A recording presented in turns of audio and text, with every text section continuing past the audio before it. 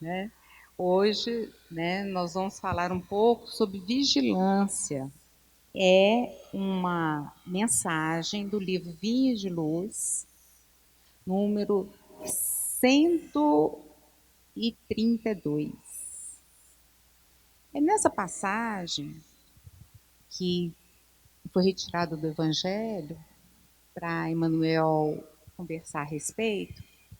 Ele nos fala que Jesus estava dando exemplo, né, da Arca de Noé, fazendo uma menção ao período, né, do dilúvio, que ele é figurativo. Quem estuda o Antigo Testamento sabe que não aconteceu como está lá na Bíblia, ele é totalmente figurativo, mas como hoje não é o nosso assunto, nós vamos partir pelo que ele falou apenas. E ele fez menção e logo depois falou, porque ele demonstrava o seguinte: aquelas pessoas, aqueles animais que adentraram a Arca de Noé estavam preparados, né? E ele coloca: vigiai, pois, porque não sabeis a que hora virá o vosso Senhor. Então, que hora você vai ser chamado? Que hora o seu Senhor irá te cobrar?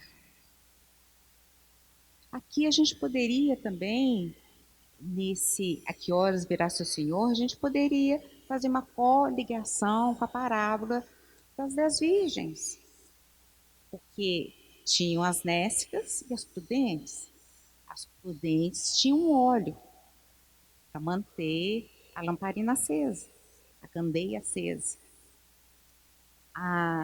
As prudentes, as outras não tinham, as outras 5. Então, mostrando o quê? Que a gente tem que estar preparado, tem que estar com o nosso óleo. O que é o nosso óleo? São as qualidades que nós já temos desenvolvidas em nós dentro da vivência do Evangelho, dentro das leis de Deus.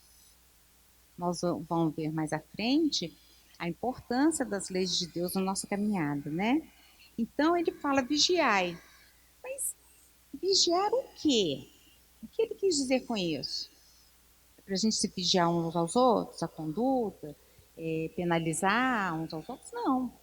Ele solicita em todo o Evangelho, várias vezes, nós vamos ver a citação desse vigiai, orai e vigiai, né? Nós temos Paulo também falando da importância de se vigiar.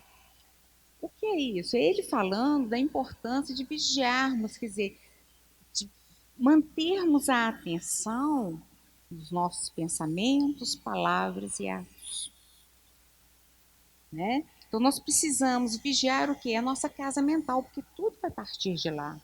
Tudo vai partir da nossa casa mental.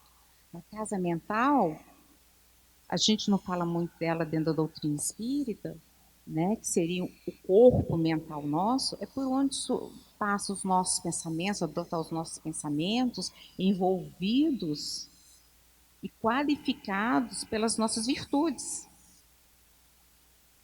Então, é importantíssimo que a gente vigie a casa mental. E como fazer isso? Que aí entra a nossa grande dificuldade.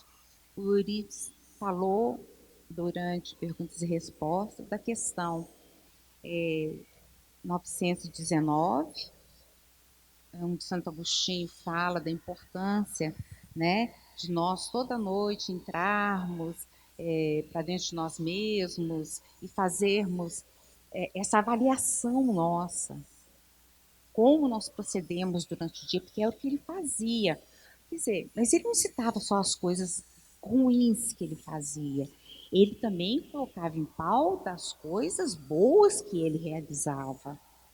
E nós, quando vamos fazer essa meditação, vamos fazer esse retrospecto do nosso dia, nós só apontamos os erros, as dificuldades do caminho, né?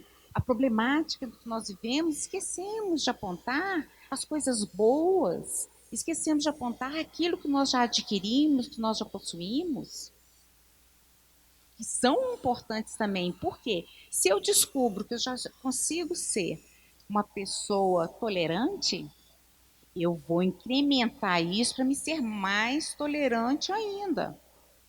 Se eu tive um ato de humildade, significa que eu já consigo praticar a humildade. Então, eu vou intensificar isso em mim, em nós. Essa é a proposta. E uma coisa que me faz lembrar muito e me serve muito como exemplo de como fazer isso é a lição que está no livro Boa Nova, é o livro psicografado por Chico Xavier, pelo espírito Humberto Campos. Nessa lição 8 mostra Jesus observando os apóstolos. E Jesus começa a observar que Bartolomeu era um dos apóstolos, apesar dele ser muito dedicado, apesar dele estar sempre presente, disponível, ele era muito triste. Ele era muito triste, muito caladão, né? Você não via muitas expressões de alegria nele. E Jesus, então, né, preocupado com Bartolomeu, chega próximo dele e pergunta: por que tanto desânimo e amargura diante da vida, Bartolomeu? E Bartolomeu diz: o reino de Deus não é deste mundo, eu sei. Então ele confirma que ele tinha compreendido a mensagem de Jesus. Então ele sabe que o reino de Deus não é deste mundo, é um reino interior que nós fazemos, que nós construímos com a nossa vivência. Mas ao mesmo tempo, ele começa a apontar que apesar desse reino ter renovado ele enquanto ser humano, a vida era muito cruel. O mal sempre vencia, as coisas eram desagradáveis, os colegas de trabalho eram insuportáveis, a família era muito problemática, havia muitas traições, se enganava muito as pessoas uns aos outros e logo caiu em lágrimas. E Jesus se aproxima dele e diz: Bartolomeu, você já viu uma boa notícia não provocar alegria? Não produzir alegria? Se ele tinha compreendido o evangelho, por que, que aquilo não produzia alegria nele? E Jesus fala algo que é muito claro. Ele fala: primeiro o evangelho tem que se reproduzir em cada um dos seres para depois se expandir para a humanidade. Então, quando nós reclamamos do mundo, nós temos que parar e pensar: a minha parte eu estou fazendo? Eu estou sendo otimista, amorosa, paciente, tolerante, tudo que eu estou sendo uma boa colega de serviço, eu estou sendo boa pessoa dentro de casa. Como que eu tenho agido diante disso tudo? E Bartolomeu, então, na medida que ele ia lembrando das coisas que lhe aborreciam, ele começou a meditar. E daí Bartolomeu voltou para casa. Chegou em casa, encontrou um pai nervoso, um pai agressivo, conturbado. Ele apenas olhou, viu os irmãos intolerantes uns com os outros, brigando, arrumando confusão. E ele pensou: eu tenho que meditar sobre o que Jesus falou. Esse reino de Deus tem que nascer em nós, tem que nascer em mim.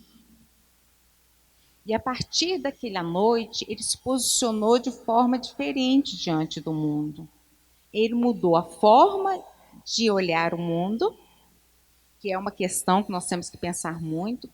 Como que eu vejo o mundo? Qual é o meu olhar diante do mundo, diante das coisas, das situações, das pessoas? Quando eu olho para alguém, o que eu vejo? Os efeitos? As fraquezas? E isso todos nós temos. Mas será que eu consigo ver as qualidades? A superação, o otimismo, a alegria que aquela pessoa carrega? E quando eu escuto alguém, eu escuto achando que ela está me agredindo, que ela está... Como que eu faço? Né? E essa mudança de forma de ver o mundo, da forma de ouvir o mundo, de caminhar pela vida, trouxe a ele um bom ânimo, que a lição chama bom ânimo. Trouxe a ele uma nova forma de ver as coisas, né? E isso é muito importante que a gente tenha, uma forma diferente de olhar os nossos caminhos. Muitas vezes uma doença ou uma situação crítica que nós passamos na vida, nada mais é do que o remédio que nós necessitamos para sair do lugar comum, do lugar cômodo e refletir sobre o caminho. Então é necessário, né, que a gente se vigie para conseguir fazer essa trajetória. O próprio Emmanuel fala em outro livro que é necessário que a gente trabalhe vigiando, que a gente trabalhe observando o caminho. O que ocupa o nosso pensamento? O que está ocupando o nosso pensamento durante o dia todo? É a doença. Ah, não, o que ocupa o meu pensamento é a mágoa. O que ocupa o meu pensamento é o rancor. O que ocupa o meu pensamento é o meu egoísmo, o meu orgulho. Então, nós temos que mudar. Nós temos que ocupar nosso pensamento com coisas positivas. Exatamente essa mudança vai fazer com que a gente reflita no nosso meio e crie o nosso ambiente de vida. Porque o nosso pensamento, aliás, nossa vida é o reflexo do que nós pensamos, do que nós criamos em nossa mente. Nós colhemos esse reflexo. Então, não é Deus que está fazendo alguma coisa, somos nós que estamos criando. E nessa caminhada nossa, muitas sugestões irão nos chegar. Muitas sugestões difíceis irão tomar conta do nosso cérebro. A incompreensão no ambiente doméstico vai fazer com que a gente seja uma peça de tropeço nossa. A acusação indébita, né? Que anda de braço dado com a calúnia, a maledicência, convidando-nos a mentir, e acabamos destruindo e matando sonhos, esperanças das pessoas. É o amigo de ontem que estava acostumado com a nossa pessoa sem o evangelho. E a gente começa a mudar, começa a construir um novo caminho de acordo com o conhecimento que a gente vai adquirindo, e eles começam a uma crítica. Ah, você vai no centro espírita? Fazendo tudo para que a gente desista, para que a gente não continue nesse caminho. Por quê? Porque se ele tem essa crítica, é porque ele tem uma influência de espíritos maliciosos. Ah, você agora é beata. Ah, agora você segue. Entendeu? Vem uma série de críticas com relação às posturas que a gente toma na vida. Ah, você é uma fraca. Você é uma moleza. Por quê? Porque não queremos tomar atitudes violentas. Porque precisamos manter a paz. Porque isso já é uma conquista que, enquanto espírito, nós já temos.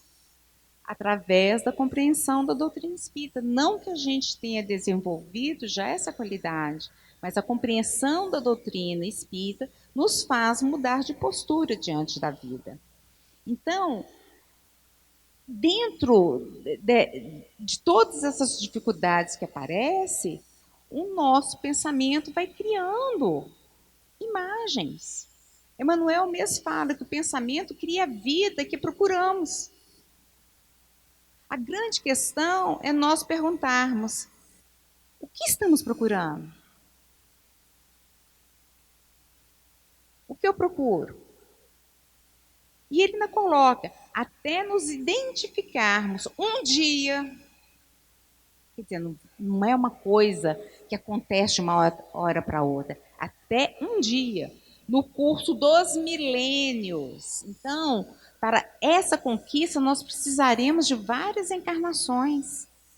É um trabalho lento, é um trabalho prolongado, não é um passe de mágica. É um processo bem moroso, que nós vamos nos questionando, nós vamos nos analisando até conseguirmos vencer. Ninguém se torna bom porque conheceu o Evangelho. Nós nos tornamos bons porque nós fazemos um exercício de bondade em nós. A gente, quantas vezes nós já não falamos com nós mesmos? Poxa, eu já tinha falado que não ia cometer mais esse erro e novamente eu cometi. Por quê? É o momento da gente refletir e falar, por que eu estou cometendo novamente esse erro? E nós vamos cair várias vezes, mas cair não importa, não tem problema cair. O importante sempre é a gente se levantar e seguir. A gente não desistir do nosso objetivo. Não desistirmos de procurarmos a verdadeira felicidade, que vai vir como? Exatamente quando atingirmos esse processo evolutivo. A paz interior de que faço bem porque já tenho bem em mim, né?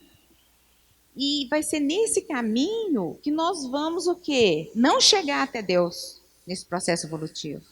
Nós passamos por experiências no mineral, no vegetal, no animal, estamos no hominal, longe ainda do angelical.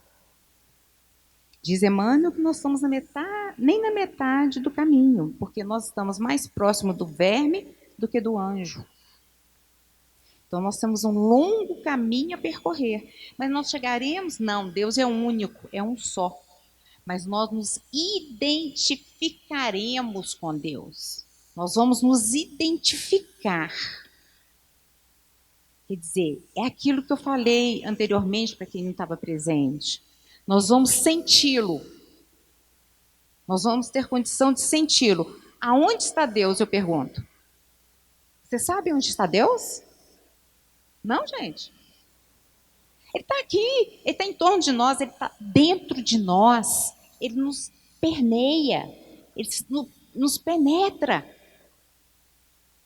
Então, não é Deus que está longe, é nós que estamos longe dele, nós que não conseguimos essa sintonia, essa identificação com ele. Porque Deus está presente em tudo. Ele está presente aqui, na matéria, como está presente em nós, espíritos. Então, ele nos permeia. E nenhum de nós podemos falar e nos justificarmos, né?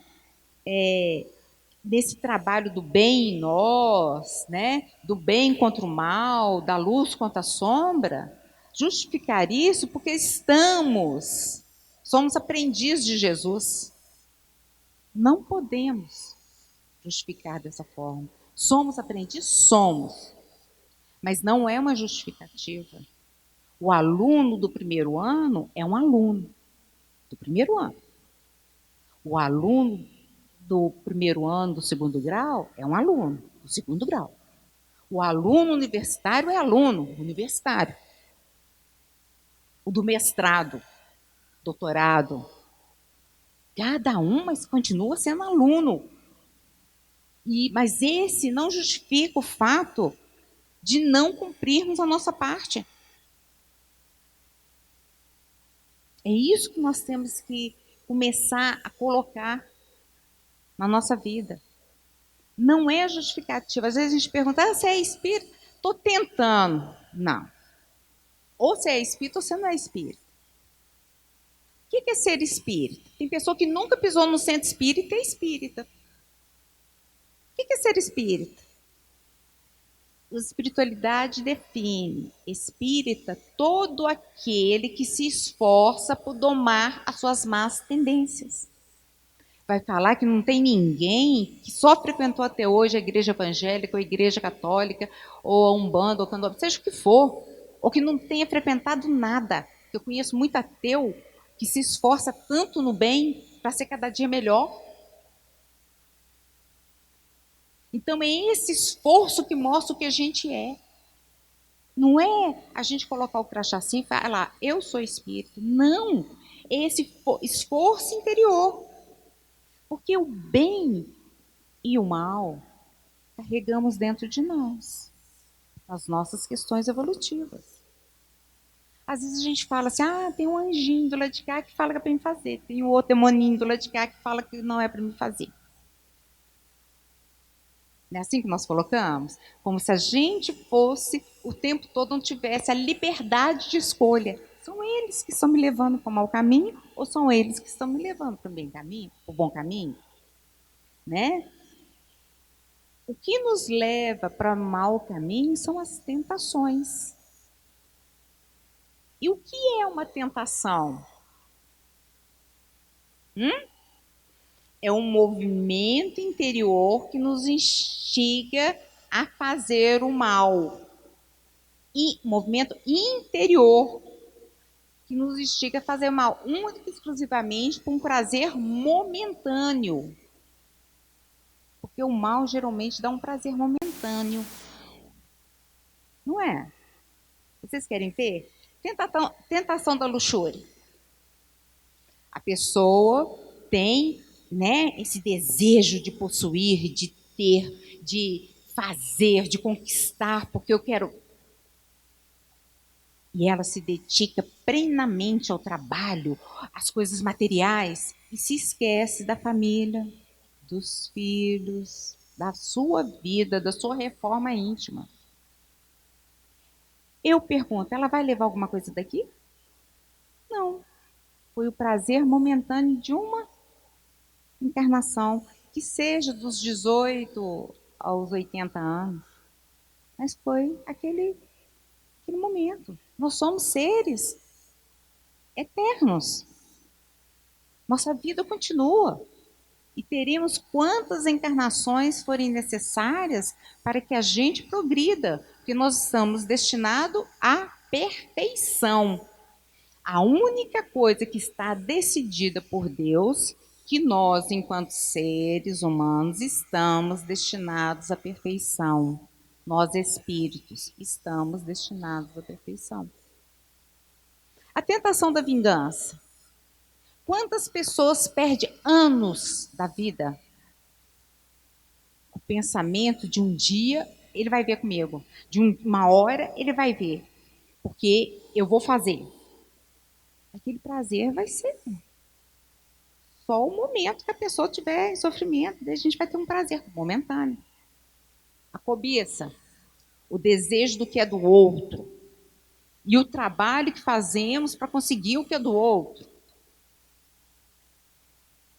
Momentâneo. Que ele vai passar, porque a hora que passar a ser nosso, já não presta mais. A gente quer é o do outro, uma cobiça. Né? A tentação da crueldade. Ser ruim mesmo. É o prazer do momento que você está sendo.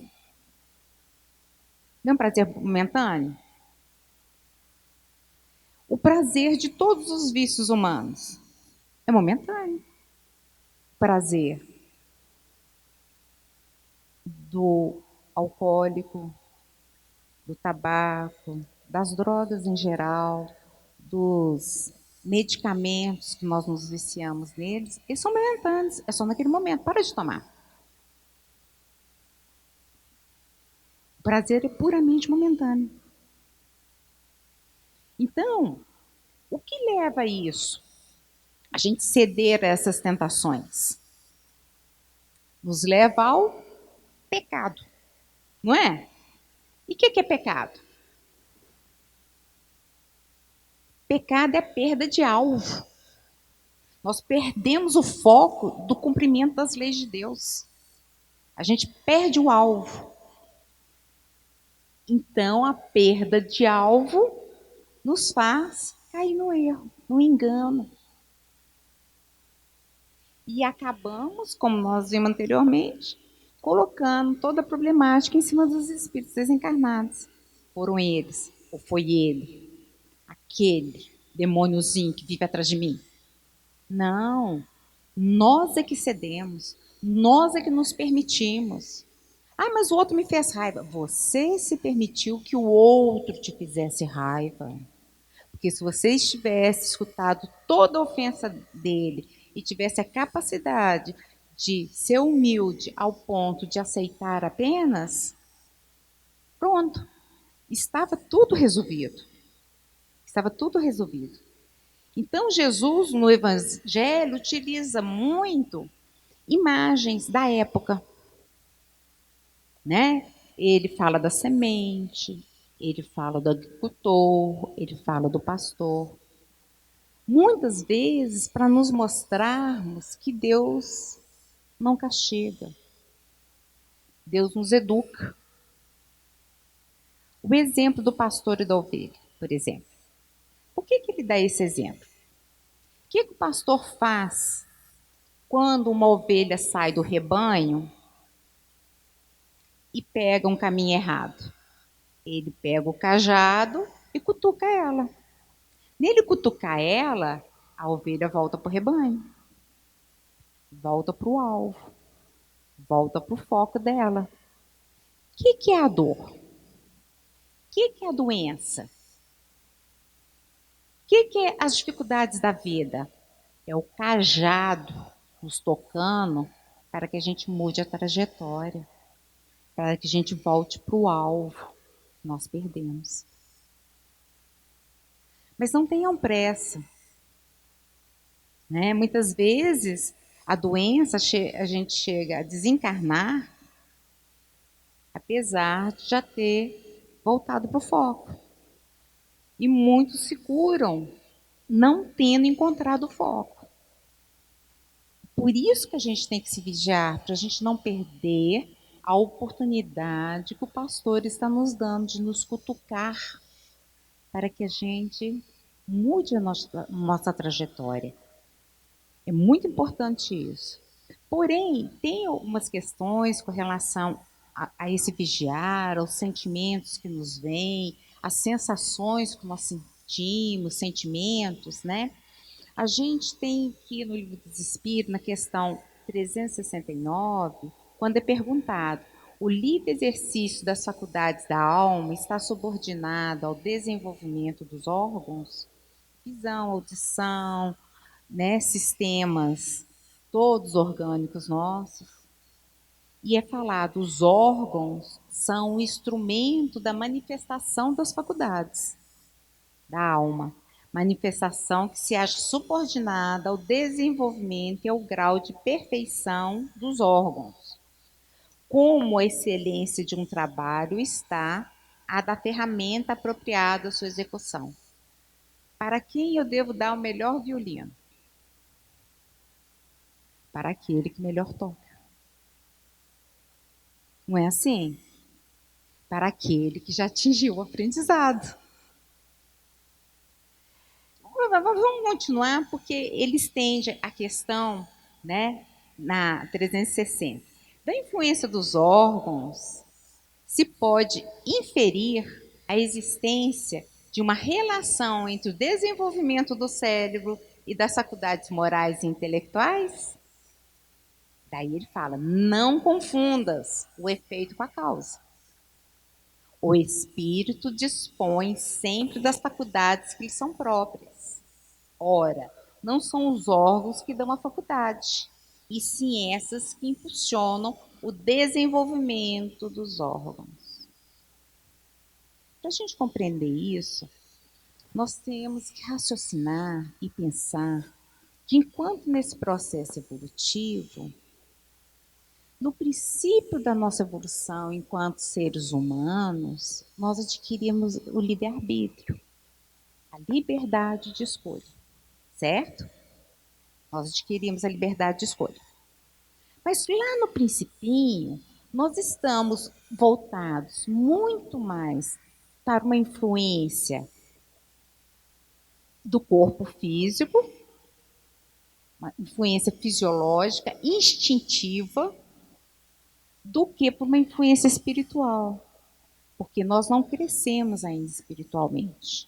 Nós estávamos, durante todo esse processo da nossa caminhada, lá do verme até o ser humano, desenvolvendo o organismo que nós iríamos utilizar. Hoje é de excelente qualidade, mas tem muito para aperfeiçoar, para ser aperfeiçoado. Mas nós, na condição evolutiva que nós estamos, nós não estamos nem na metade da faixa, como diz a espiritualidade, nós estamos abaixo. Então, nós sofremos muita influência do físico sobre o espiritual. Nós ainda sofremos. Como entender isso?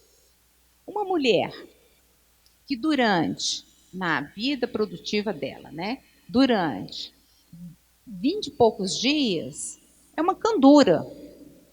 É uma coisa assim impressionante. Como ela é tranquila, como é que é dócil. Porém, tem 3 dias que ela vira uma onça na TPM. Ela vira uma onça. Isso é o espírito que causa? Não, influência física. Então, os hormônios influenciam sobre o espírito. O espírito não tem o domínio todo daquela organização para não deixar que isso ocorra. Porém, ela pode vigiar e falar, opa, não estou naqueles dias, começou a TPM, o que eu posso fazer? Vou tomar um chá, vou comer um chocolate, alguma coisa, para evitar que os outros sofram, né? Que eu imponha às outras pessoas algo que é meu, que eu que tenho que controlar. Às vezes é incontrolável. Às vezes é incontrolável. A hora que a gente vê, a gente já falou, já aconteceu. O homem também. O hormônio masculino, né? O excesso dele dá uma irritabilidade no ser humano. Ele se torna mais agressivo e mais irritativo. Ele fica mais irritado. Tanto, um exemplo que a gente pode dar disso, até a Nete deu na palestra dela, foi lá no Rio de Janeiro. Eu escutei esse exemplo dela. Havia um pessoal que lutava jiu-jitsu, que é uma arte marcial, que leva as pessoas à tranquilidade e tal. Mas, nesta época, aqueles lutadores de jiu-jitsu começaram a ficar muito violentos. Toda briga eles estavam no meio, e muita agressividade, muita irritabilidade. Daí eles foram ver como que pode eles estarem participando do jiu-jitsu, está tendo essa reação. Foram ver, eles estavam tomando hormônio masculino para aumentar a musculatura. Consequência, se tornaram agressivos e irritadiços. Se uma irmã de caridade também tomasse, ia ficar irritada e agressiva. É um exemplo sim, né, gente? Tem muita irmã nervosa, né? Mas é um exemplo. Então a gente vê que nós ainda temos muita influência física. A gente mesmo não fala, a pessoa acorda mal-humorada, a gente fala assim, está com problema no fígado. Pelo menos antigamente falava, né? Está irritada, é o fígado. Dá um remédio para o fígado fulano que ele melhora. Chegará um ponto, chegará um momento que o espírito irá influenciar tanto a matéria, a hora que a gente chegar lá bem perto do topo, que apesar das leis biológicas, um casal totalmente louro, totalmente alemão, vai poder ter um filho, isso já aconteceu. No momento aqui me falhou o local, de nascer um filho moreno,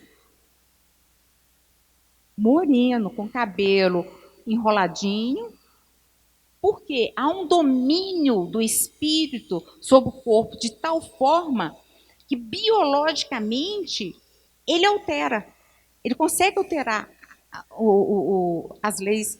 Não é uma lei tão fixa, né? Mas ele consegue fazer essa alteração cromossômica para nascer dessa forma. Eu posso dar um exemplo para vocês.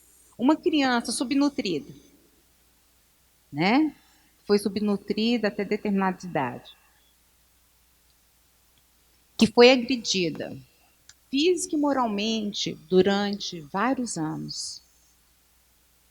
Uma psicóloga falaria o quê? Que ele se tornar um adulto agressivo, poderia se tornar um delinquente, um psicopata, não é mesmo?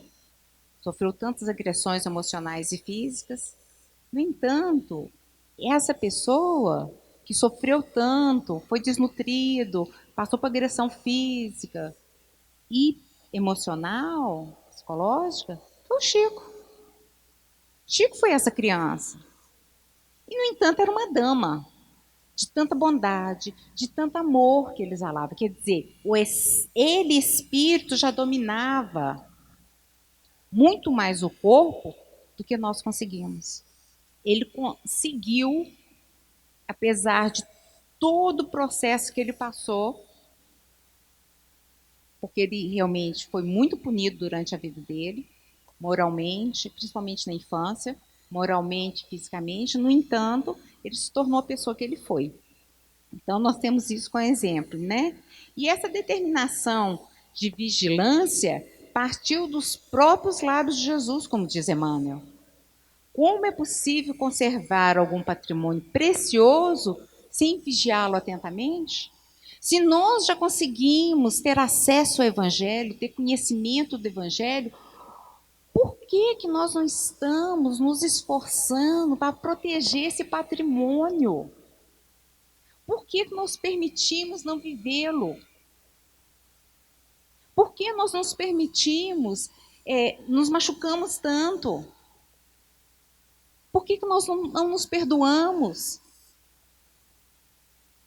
Nos aceitando como nós estamos e lutando para ser melhores. O Evangelho já é nosso. Diz Emmanuel que o homem de consciência retilínea, em todas as épocas, será obrigado a participar do esforço de conservação, dilatação e defesa do bem. Então, nós somos filhos de Deus, somos co-criadores. A gente pode criar como Ele. Nós somos participantes da criação. E nós temos a obrigação de conservação, dilatação e defesa desse bem que nos foi dado, que foi a boa nova, que foi o Evangelho. E ele ainda coloca que é verdade, nós marchamos realmente, né, para a fraternidade universal. Todos nós chegaremos lá para a realização concreta dos ensinamentos cristãos. Todavia, enquanto não atingirmos a época em que o Evangelho se materializará na Terra, não será justo entregar ao mal, à desordem ou à perturbação a parte de serviço que nos compete. Então, compete a nós. Como eu falei no princípio, nós queremos, né, um país de paz. Nós queremos um país justo. Nós queremos um mundo igual, de paz e com justiça, onde as pessoas sejam fraternas, onde as pessoas realmente se importem umas com as outras, onde a competição seja vamos fazer o bem juntos. Não é isso que nós desejamos. E por que permitimos? Né? Porque nos entregamos, abrimos a porta, porque se nós não construirmos esse reino em nós, a sociedade não vai construir. É responsabilidade individual de cada um de nós. Ah, o mundo está desse jeito? É responsabilidade nossa. Estamos esperando o momento, né? O grande momento que o planeta vai passar de provas e expiação para um planeta de renovação. Ótimo! Não, eu não vejo a hora. Porém, nós estamos fazendo a nossa parte para que isso aconteça? Essa é a grande questão. Vai depender de nós, não depende, não é um passe de mágica, não é Jesus que vai voltar e falar assim: a partir deste momento está, ninguém mais comete erro, ninguém mais comete crime, ninguém mais machuca ninguém. Não é ele que vai fazer isso. Ele está com o leme da embarcação, mas ele depende que a gente faça a nossa parte. Quando nós reencarnamos, nós assumimos um compromisso com a espiritualidade conosco mesmo, de fazermos a nossa parte, de agirmos de forma a tornar a humanidade melhor, de auxiliar todos no crescimento. Por que o Bezerra de Menezes já não foi para outro plano, para outro planeta em condições muito melhores? Porque ele não quis abandonar-nos. Ele não quis nos deixar. Ele permanece nos amparando, nos intuindo, nos auxiliando nas nossas dificuldades. Porque nele já existe o quê? O amor. Ele já atingiu esse nível de transcender. E é nesse nível que ele espera que a gente também chegue. E é engraçado porque para nos proteger das intempéries climáticas, para nos proteger da chuva, né? Dos ventos, nós, seres humanos, criamos edificações maravilhosas para proteger nosso corpo do frio. E quando está muito calor, protegê-lo também com roupas mais leves, nós criamos o vestuário.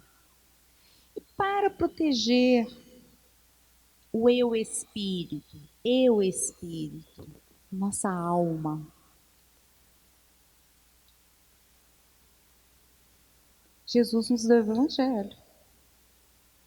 Nós estamos usando. Nós estamos falando muito dele, mas muitos poucos estão colocando em prática. Nós sabemos o Evangelho decorado. Todas as passagens que eu falar aqui, não vai ser desconhecida de ninguém. Vocês vão ter lembranças de já terem ouvido. Então, o Evangelho já reside dentro de nós. Então, essa lei, né, ela é para todas as atividades. Ele coloca, as coletividades exigem instituições que eles garantam o bem-estar e o trabalho digno, sem aflições de cativeiro. Nós não nos organizamos em comércio, nos organizamos em indústria, em transporte, em delivery, em que mais? Em várias coisas, em escolas. Nós sempre nos programamos e organizamos isso. Também organizamos as instituições que vão nos alimentar, as igrejas, os templos, os centros, né? E por que não ainda fizemos esse trabalho de construção cristã para o futuro? É isso que está nos faltando. É indispensável vigiarmos. Nós somos seres falhos ainda. Nós temos que nos vigiar o tempo inteiro e nos sintonizarmos com amor. Eu vou citar uma passagem do livro do Sueli Caldas-Smith, Obsessão e Desobsessão, Profilaxia e Terapêuticas Espíritas. A Sueli Caldas coloca para nós: modificar o estado mental é arejar a mente, higienizando através de pensamentos sadios, otimistas e edificantes. É o que eu falei anteriormente em perguntas e respostas. Nós somos com excesso de preocupações e distraído do que estamos fazendo no presente. E ela acrescenta, é substituir as reflexões depressivas, mórbidas, que resumam tédio, solidão e tristeza por pensamentos contrários a esse estado interior, num exercício constante que se renova a cada dia, aprendendo a olhar a vida com olhos otimistas, corajosos e, sobretudo, plenos de esperança. Nós temos que manter a esperança sempre, porque com ela nós ganhamos a coragem. A esperança não pode morrer dentro de nós. Se nós temos fé em Deus, se nós confiamos em quem está no leme, nós não podemos perder essa esperança. E ela termina falando, é abrir as janelas da alma através da prece, permitindo que um novo sol brilhe dentro de si mesmo, gerando um clima interior que favoreça a aproximação de espíritos bondosos. Então, nós vamos atrair esses espíritos bondosos. Nós vamos em busca deles, não é eles. Às vezes eles até desejam se aproximar de nós, para nos amparar, nos intuir, mas nós não permitimos. Nós fazemos os nossos pensamentos, com o nosso princípio vital, formam uma aura em torno de nós. E ela é qualificada pelos nossos sentimentos, e ela é qualificada pela forma que nós pensamos a vida. E isso bloqueia a gente absorver as intuições que nos chegam dos espíritos superiores. Porém, permite que os espíritos inferiores consigam sintonizar com os nossos enganos, com as nossas fraquezas. Então, a lição de hoje é que não há milagre. Precisamos fazer a nossa parte. Vigiar sempre. Vigiar os nossos sentimentos. Qual o sentimento que eu estou enviando para uma determinada pessoa? Qual o pensamento que eu estou tendo? E dessa forma atingir saúde. Ah, mas mesmo assim eu adoeço. Adoece. Você não está livre das responsabilidades que você cultivou. Você tem que colher o que você plantou em outras caminhadas. Chico Xavier tinha várias doenças. Ele estava jogando para fora o que ainda restava de resíduos de coisas negativas.